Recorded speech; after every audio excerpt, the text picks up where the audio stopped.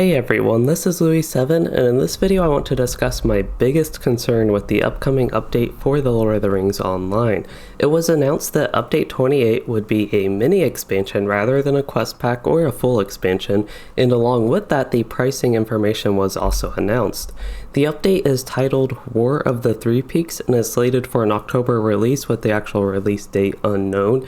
And as I did mention in my previous video, there is actually just a lot overall unknown about this update because all we really have is an early sneak peek announcement and a rough trailer, not like an official announcement with patch notes and all the features that are going to be in it. But for this video, I do want to talk about one of the things we know most about, which is the monetization of the update. First off, the mini expansion will not be available for LOTRO points upon release. That won't happen until a while after the update is out. It will finally be added to the LOTRO store, but that is just like the past two full expansions we had. And another thing we know is the actual pricing, because importantly for VIP subscribers of the game who, as part of their subscription that they pay money for, they get quest packs. But War of the Three Peaks is not a quest pack, they're calling it a mini expansion, so it will cost $20 for the base edition, $59 for the collectors, and $99 for the ultimate edition. So that really is a huge price range, but from $20 we do at least get the content of the update. That's kind of the base price for what the actual content should be worth, and it's all the way up to $99 at roughly 5 times the cost of the base edition for the ultimate version. But as I mentioned, the details are not all out yet, so we actually don't know the exact differences between these editions. But from past expansions we can kind of get an idea. Those ones had cosmetics, level boosts with valors, various character boosting goodies, XP buffing gear that scales like the Shield of the Hammerhand back item. I think they had earrings with Mordor and Minas Morgul. There were even mounts, and there were just even more cosmetics. It was kind of crazy with those, but there were just a bunch of various goodies like that. And of course the idea of those goodies is to encourage players to buy the more expensive editions, but that is not the focus of this video. But anyway, because we don't know the exact details with that, I will be covering just what we do know. So at the current moment, we know the update will contain at least a questing zone with little detail on where this is or how many quests there will be exactly. There will also be a raid with 2 tiers of difficulty available upon release. Along with that, there will be a new 6-man instance, and of note, it sounds like there will not be a traditional instance cluster, so only the raid and 6-man. And then the big new feature from the update will be missions. And the last thing is that there are pig mounts, or more correctly actually boar mounts, but currently I have no idea how these will function. For all I know, they could be like regular mounts, like your 68% movement speed ones, or they could be like war steeds and function and have the mechanics similar to the war steeds. But what we do know is they will be in the update at least. And as far as what is in the update, again, that is all we know that there is for sure. So that brings us to the main question of this video. Does all of that make the update worthy of the mini expansion title, or does actually worth spending the money on the update? The alternative is that it should have just been a quest pack and be included with the VIP subscription. And of course we don't know all the details yet, but I do want to analyze this question from what we do know, so I'll dive deep into the expansion packs and compare them to quest packs to kind of get an idea if this mini expansion actually fits in the middle, isn't worth being called that. So first off, with regular quest packs, the ones that are included with the VIP subscription, they can contain a very wide range of content. There are some relatively small updates like the ones before upcoming full expansion packs like we had with North Ithilien and the Waste, and updates 2019 and 20 rather. And then we also had the Vales of Anduin in update 24 before Minas Morgul, so those were relatively small. And some old quest packs only contained quests within a zone and just not much more. Like I already mentioned, update 19 and 20 I think were like that. But also there was like Wildermore and Rohan. And then there were some other ones with previous expansion packs like Inadwaith and Mirkwood, Lothlorien and Moria, but those also contained instance clusters with them. And all those are actually now considered quest packs, and you don't need the expansion pack that those were originally associated with. But to get off that sidetracking, some bigger quest packs included Update 18, which introduced the Pelennor region and Throne of the Dreadtear raid and the associated instance cluster. And there was even Pelargir and Minas Tirith epic battles introduced along with a questing zone and some of the previous updates around the time. I'm not sure exactly which update included those and like which questing region they were in, just because I wasn't too familiar with the updates what the updates introduced at that point. But moving on, we also had update 23, which actually included a ton of content, including a level cap increase from 115 to 120, a new raid and instance cluster, and all along that there was quest content in 2 brand new zones, so that one had a lot. And even update 22 before that added a large region with Northern Mirkwood, Dale, Erebor as all kind of one mega zone, even though that didn't include an instance cluster. So kind of the point I'm getting to here is that obviously there is a lot of variety in what quest packs have included historically with LOTRO. So to me, the idea of a mini expansion means that it needs to have more than a quest pack as far as content goes. With update 28, we are getting something actually similar sounding to update 23, but even a little bit smaller in terms of content with fewer total instances, and there will be no level cap increase with this one, and it sounds to me like there will only be 1 zone versus 2. But if we compare update 28 War of the Three Peaks to some of the smaller quest packs, sure, we are getting more, but again, to be worth kind of the mini expansion tag to me, it has to have more than even the largest previous quest packs, which I consider update 23 and update 18 to be kind of a rough guide for that, just because they have been some of the larger quest packs we have previously seen in LOTRO. But one thing I haven't mentioned compared to these updates is that update 28, the War of the Three Peaks, will feature a new system that's going to be the mission system. And again, I keep saying this, but we do have scarce details on these.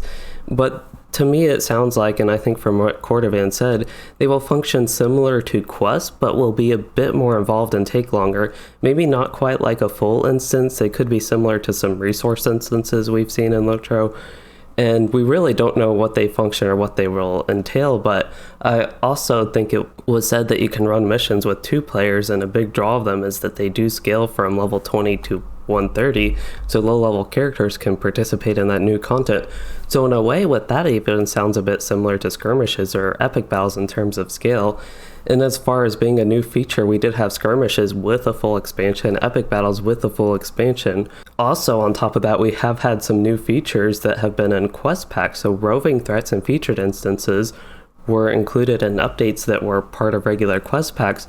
But one thing with those that's a bit odd is you don't actually need the quest pack for the system to be there.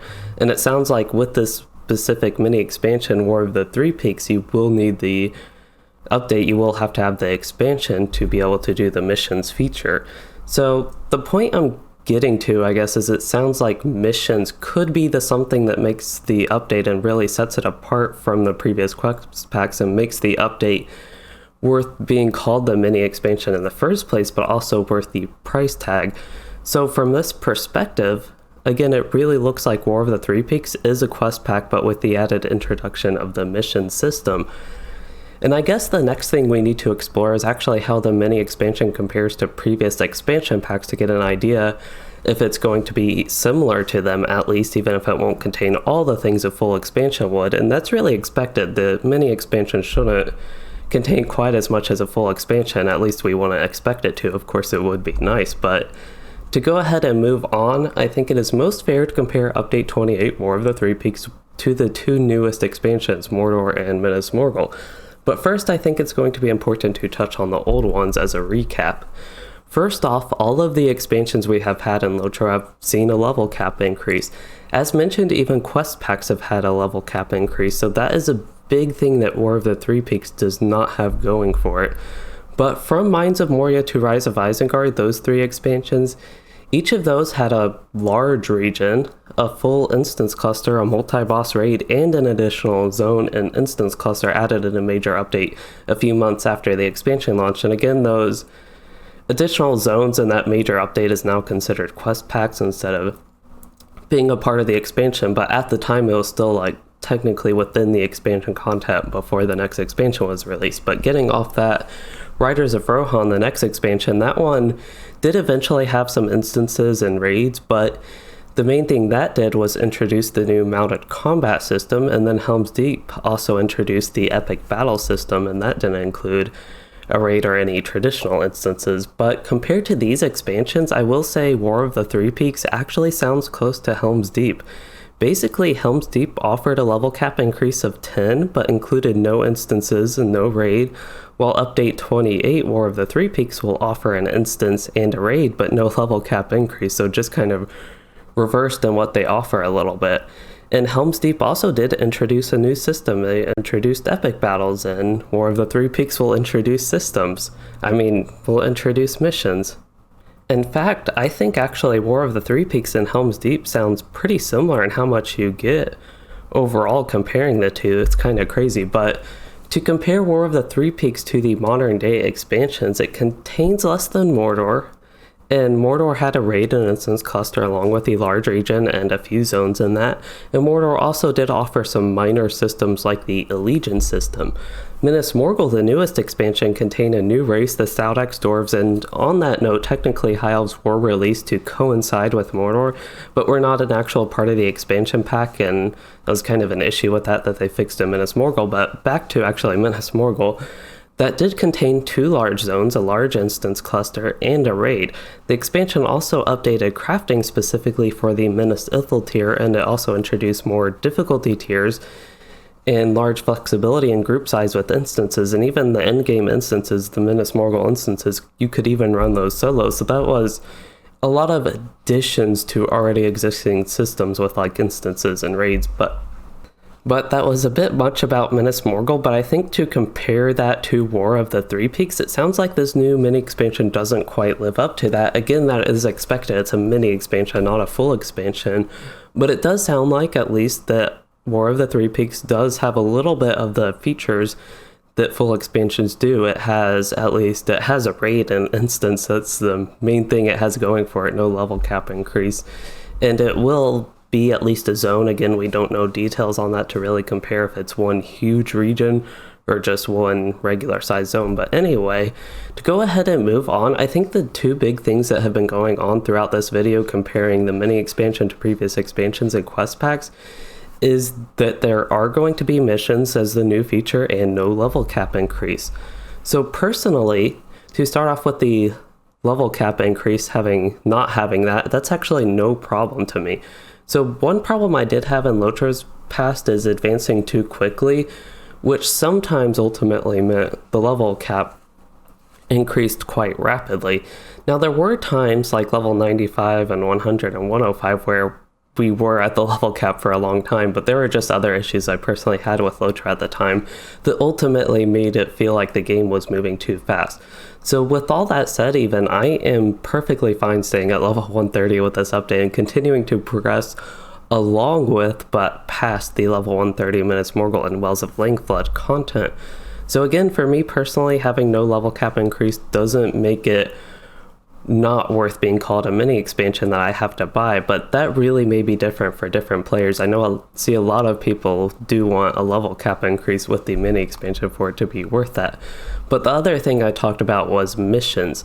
I think that really depends on how the system plays out. Right now, with what we know, I do remain optimistic that these will be good enough and really enough of a major system with an impact at low and high levels that they will be what sets this update apart and makes it worth the mini expansion tag.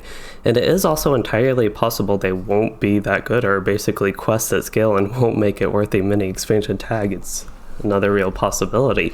But that pretty much sums up my analysis for what LOTRO's upcoming mini expansion, the War of the Three Peaks, is worth in terms of comparing it to previous quest packs and expansions. So now really the question is, with all that, is it worth being called the mini expansion? So first off, this is very subjective on what you think is $20 worth of content. At base, it's not the $60 or $100 bundle. You don't really have to factor that in. So it is fairly cheap for the actual expansion or mini expansion content at just $20 compared to the $40 that the previous full expansions have been, Mordor and Minas Morgul. For the Collector's and Ultimate Edition, again, we'll just have to wait and see exactly what they include to compare the price of the mini expansion between the actual editions. I will do that eventually in a video when we get actually an announcement with what those include. But again, just to recap, I would guess those would be similar to Mordor and Minas Morgul. But to move on, my personal thoughts is the content right now sounds like it is worth $20 only if the mission system is actually like good to begin with and becomes a long-term thing where they build around it and isn't set off to the side like mounted combat and epic battles and some of the previous things, even roving threats, even though those things are still run today, they're kind of set off to the side, and that's one of my concerns with the mission system. But to get off of that, one other thing to consider is that the mini expansion won't be available for LOTRO points upon release and will come to the LOTRO store a bit later, and I just personally am not a fan of that part of this. So again, as I mentioned, I think in the beginning of this video and definitely the last one, I think having the expansion base be available in the LOTRO store right off the bat would be like the perfect thing to bridge the gap of essentially having to pay money for the mini expansion as a VIP subscriber and having it included with the VIP subscription as a quest pack. It's like right in between that for a mini expansion versus like the full expansion. Again, you have to pay money definitely for a full expansion versus a quest pack being included, just to basically repeat myself. But anyway, if it were available on the LOTRO store right away, us VIPs could use any of our saved up LOTRO points to potentially get the expansion cheaper, or even basically at no money cost if you're like me and just hoard your LOTRO points you get from your VIP subscription. And if this were a thing, players could still definitely buy the mini expansion pack with real money, and they could get the different editions if they wanted to support Standing Stone games with that. So I think that is really my thoughts on the mini expansion not being included with VIP. But I think it is important at the end here to take a look at the perspective of Standing Stone games. So now I do want to be very clear, I don't know for sure anything from their end. I'm just sitting here like speculating, but I'm trying to do so in a way that makes sense with reality and kind of an educated way. But I think from Standing Stone Games' end, they're probably going through a bit of rough times right now, and if I had to guess, they are monetizing this mini expansion in this way to help make up for lost funds from all that is going on, and they probably lost a chunk of their revenue from giving away so much free content earlier this year, which was a great thing, really. But I'm definitely not sure on this again. And one thing I actually think is it is possible that in their pipeline, they did not plan for this update to be a mini expansion and have only recently changed it because basically a need for funding. But another possibility, the alternative to that, is that there was actually always planned to be a mini expansion from the get-go, and they were just going to test it out for this time. This is generally the time you release stuff like expansions and mini expansions to get people to pay for them.